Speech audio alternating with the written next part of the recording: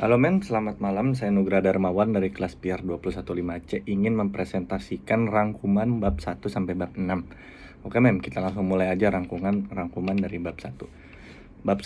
Di bab 1 kita membahas public relation, dasar-dasar public relation. Public relation adalah proses interaksi di mana public relation menciptakan opini publik sebagai input yang menguntungkan kedua belah pihak dan menanamkan pengertian, menimbulkan motivasi dan prinsip partisipasi publik yang bertujuan untuk menanamkan keinginan baik, kepercayaan, adanya pengertian, dan citra baik dari publiknya.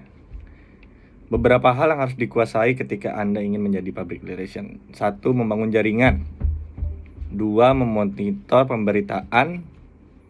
3. Perbanyak relasi. Dan 4. Dapat dipercaya. Oke, saya rasa cukup di bab 1. Kita lanjut ke bab 2. Di bab 2 ada materi itu public relation menurut beberapa ahli. 1. Si Ivili. Ivili ini adalah bisa disebut bapaknya public relation modern.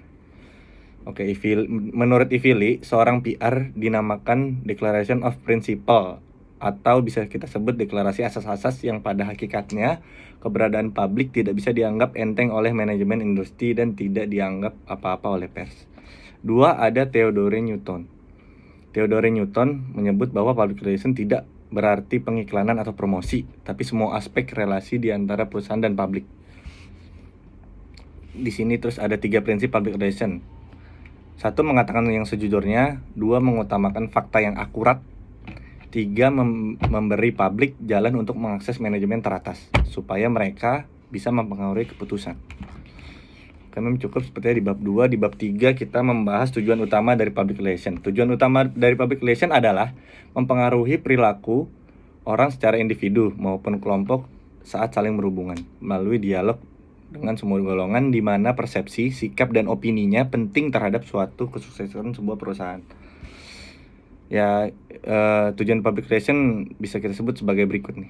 1. Menumbuhkan citra perusahaan yang positif untuk publik eksternal atau masyarakat konsumen. 2. Mendorong tercapainya saling pengertian antara publik sasaran dengan perusahaan. 3. Mengembangkan sinergi fungsi pemasaran dengan public relation. 4. Efektif dalam membangun pengenalan merek dan pengetahuan merek. Nah, udah cukup di bab 3-nya, kita lanjut ke bab 4. Di bab 4 ini kita akan membahas pentingnya research dan evaluation. Beberapa PR research, kita mulai dari research dulu. Menurut saya, riset yang dilakukan public relation memiliki potensi yang menjadi fondasi untuk membangun si public relation yang lebih baik. Selain membangun organisasi bersangkutan itu sendiri, praktisi public relation bisa menggunakan hasil risetnya untuk mengembangkan strategi dan program, kemudian mengevaluasi hasilnya. Misalnya, seorang CEO bertanya, apa saja yang sudah dicapai berbagai departemen di perusahaannya selama beberapa tahun belakangan ini. Ini contoh ya, men. Si CEO ingin tahu bagaimana setiap departemen berkontribusi pada tujuan pencapaian organisasinya. Nah, bagi departemen public relation, pencapaian itu tidak hanya dilihat dari berapa banyak siaran media yang dibagikan, newsletter pegawai yang diterbitkan, atau jumlah orang yang mengunjungi situs internalnya. Semua yang disebut tadi hanyalah output saja. Nah, sekarang saya akan membahas beberapa evaluation dari PR menurut saya. Merupakan suatu tahapan yang dilaksanakan untuk menentukan atau memperlihatkan nilai suatu program termasuk pengelolaan maupun hasil atau dampak pelaksanaannya. Melalui evaluasi, PR akan mengetahui faktor-faktor yang menjadi kegagalan ataupun keberhasilan suatu program, sehingga dapat ditentukan langkah-langkah selanjutnya yang seharusnya dilakukan. Pada dasarnya, tujuan sentral PR adalah untuk menunjang manajemen yang berupaya mencapai tujuan organisasi perusahaan. Meskipun tujuan setiap organisasi berbeda, tergantung dari sifat organisasi tersebut, tetapi dalam kegiatan humas terdapat kesamaan, yakni membina hubungan yang harmonis antara organisasi dengan publik dalam membentuk citra positif. Oke, kita selesai di bab 4, kita lanjut ke bab 5. Di bab 5 ini kita akan membahas caranya bagaimana mengatur planning untuk menjalani kegiatan di PR program. Berikut cara-cara dan contohnya menurut saya. 1. Ada fact finding dan feedback. Pada tahapan ini dilakukan penemuan fakta di lapangan atau hal-hal yang berkaitan dengan opini, sikap, dan reaksi publik. Kebijaksanaan pihak organisasi atau perusahaan yang bersangkutan setelah menemukan fakta di lapangan, maka data, fakta, dan informasi tersebut dievaluasi untuk dapat dijadikan pedoman pengambilan keputusan berikutnya. Pada tahapan ini, yang paling diperlukan adalah kepekaan humas dalam mendengarkan dan menemukan fakta yang berhubungan dengan kepentingan perusahaan organisasi. Tahap ini juga dinamakan tahapan analisis situasi. 2. Planning dan programming. Tahapan perencanaan penyusunan program ketika kinerja merupakan upaya yang dilakukan untuk menentukan langkah selanjutnya yang sejalan dengan kepentingan publik. Yang terakhir ada evaluation. Evaluasi merupakan tahap penilaian hasil dari riset awal hingga perencanaan program serta keefektifan dari proses manajemen dan bentuk komunikasi yang digunakan. Tahapan ini dikatakan sebagai tahapan penafsiran hasil kerja. Kita lanjut ke bab 6, bab yang terakhir ini. Di bab terakhir itu kita akan membahas situasional analisis. Menurut saya, perencanaan PR harus didasarkan kepada analisis lingkungan, situasi, dan kondisi. Contohnya sebagai berikut.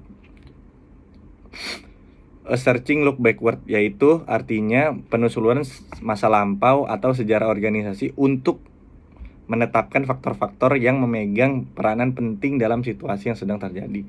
2. A deep look insight. Jadi kita harus menelaah fakta-fakta dan pendapat yang dipertimbangkan, dipandang dari sudut tujuan organisasi dan kemampuan internal organisasi. Yang ketiga, ada wide look around, yaitu melihat kecenderungan yang ada pada berbagai aspek, yaitu contohnya aspek politik, sosial, dan ekonomi di sekeliling kita, serta situasi dan saat ini untuk rencana mendatang. Yang kelima ada long looks ahead, atau jauh memandang ke depan. Tujuan jauh memandang ke depan ini ditentukan berdasarkan misi organisasi yang cukup realistik dan kemudahan dalam mencapai tujuan. Beberapa contoh tujuan-tujuan PR saya kasih contoh. 1. Menganalisis perilaku umum dan hubungan organisasi terhadap lingkungan. 2. Memahami secara benar perilaku tiap-tiap kelompok terhadap organisasi. 3. Menganalisis tingkat opini publik baik intern maupun ekstern. 4. Mengantisipasi kecenderungan masalah yang potensial, kebutuhan dan kesempatan. 5. Merencanakan alat cara yang sesuai untuk meningkatkan atau mengubah perilaku kelompok masyarakat. Ya, itu contoh yang bisa saya kasih. Kayaknya cukup, Mem. Saya jelaskan rangkuman yang saya tulis di Word ini dari bab 1 sampai bab 6. Mohon maaf bila ada salah-salah kata. Saya Nugraha Darmawan dari kelas 215C. Mengucapkan terima kasih. Wassalamualaikum warahmatullahi wabarakatuh. Thank you, Mem.